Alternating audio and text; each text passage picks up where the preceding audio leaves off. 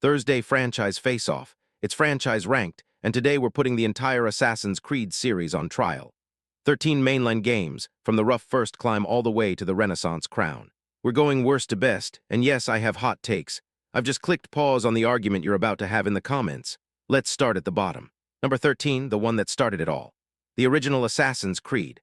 Climbing towers, hunting your 9 targets, and redoing the same flag mission over and over while the graphics politely remind you it's 2007.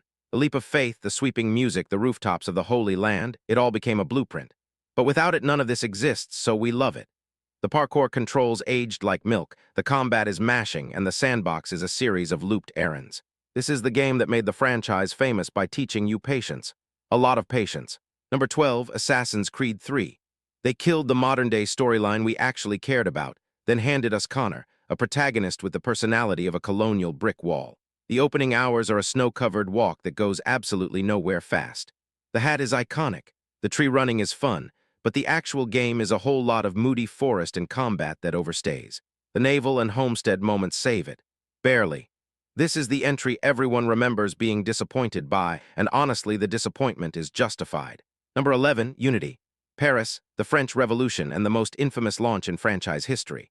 Crowds so dense your console begs for mercy, parkour that makes you glide clean off a building, and microtransactions before we all agreed that was gross. Arnaud himself is completely forgettable.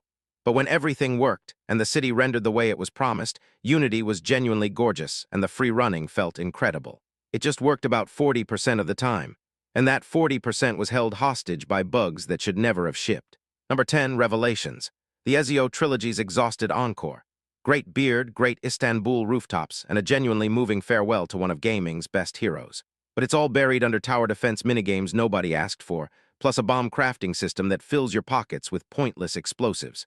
The hook blade is fun, the story hits hard, and by the time an older, wiser Ezio is on screen, you're happy for him. You're also quietly happy it's over. A lovely, melancholy final dance that got lost in its own gimmicks. Number 9, Syndicate. Victorian London, 2 assassins, and a big old shrug. Jacob and Evie are fine, the horse carriages are genuinely fun, and the Industrial Revolution sets a great mood. The grappling hook makes traversal feel fast and effortless. But it is the safest, blandest game in the whole series. Ubisoft played it completely straight, polished every roughness, and sanded away most of the personality. You will absolutely forget you ever played it by the next chapter. Not bad. Just there doing its job, asking for nothing and giving even less. Number 8, Valhalla. The Viking one. A massive open world that eats your evenings, your weekends, and your entire understanding of the word finish. 50 hours of raiding monasteries, building your settlement, and then a DLC that asks for 40 more. The combat is meaty, Eivor is a great lead, and England at dawn is beautiful. But this is the definition of too much of a good thing. Every river, every region, every little collectible wants your attention. Eivor deserved much better pacing than this endless, lovely, exhausting raid. Number 7, Mirage. They said it was the return to form. Back to stealth, back to parkour, back to a smaller city that you actually learn. And honestly, it kind of was. Baghdad is handcrafted, the assassination missions are back, and the classic tools and smoke bombs feel great. You can actually play it like a stealth game again. But it's also over before it gets going, with an ending that feels like someone read the last 2 pages and skipped the 3rd act. A lovely appetizer that forgot it was supposed to be a main course. Number 6, Shadows, the Shinobi and the Samurai. Feudal Japan finally gets the Assassin's Creed treatment, and honestly, it swings big. Dual protagonists, Nea's silky stealth and Yasuk's brute force, a gorgeous world, and the strongest pure stealth the series has had in years. Your character also matters here, which is more than some entries can say. It's also, annoyingly, a little bit of a live service with a wishlist attached. Half a masterpiece, half a shopping cart. But the good half is very, very good. Number 5, Odyssey. Greece so enormous your map needs its own loading screen. Cassandra is one of the best protagonists in the whole franchise, and honestly, she's the best part of that game. The naval combat, the mercenary system, the build crafting, all of it is a blast. But the side quests multiply like mosquitoes at a Spartan feast. Every 20 feet, there's another optional thing begging for your time, and the dialogue options ballooned into a 100-hour menu simulator. Beautiful, bloated, and stuck at the very height of the RPG era. Number 4, Origins. The reset button the franchise desperately needed. After the lore got tangled and the formula went stale, Origins burned it down and rebuilt from a pharaoh's tomb upward. Bayek's Egypt is a genuine masterpiece of we had to start over. The moment the series became a full-action RPG with cinematic combat, leveling, and a world that actually rewarded exploration. The mummy side quests, the deserts, the temples, all of it landed. Emotional, glowing, and confident. The watermark of the modern era.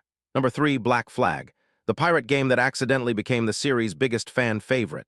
Everybody came for the assassins and stayed for the shanties. Naval combat at its absolute peak. Boarding ships, chasing down convoys, the sea swallowing your whole afternoon. Edward Kenway is a roguish delight, and the ending is one of the best in the franchise. It made Assassin's Creed famous for burying its own hood under a ship's wheel. And frankly, from a pure fun standpoint, that was the right call. Number 2, Assassin's Creed 2. The moment the franchise found its soul. Ezio Auditor's arrival, Florence at golden hour, a revenge story so clean it made the first game look like a tech demo. The villa, the Renaissance, the music, the clothes, the whole thing clicked into something bigger than a game. It took the blocky blueprint and gave it heart, a hero, and a reason to care. This is what everyone actually means when they say just play Assassin's Creed. It's the reason the series outlived its own flaws. Number 1, The Crown, Brotherhood. Everything Assassin's Creed 2 did, distilled into Rome and made tighter, meaner, and more fun. Recruiting your own assassin guild and calling them in over the rooftops is still one of the most satisfying mechanics this series ever produced. The combat is the peak of the classic style, the city is a playground, and the sense of pull-your-own-strings power is unmatched. It took a masterpiece and trimmed every bit of fat. This is the ceiling. They have never quite hit it again. And that's the whole Assassin's Creed franchise, worst to best.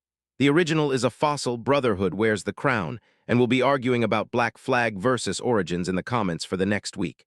That's franchise ranked. Like, subscribe, hit the bell, and remember, every day is a game day.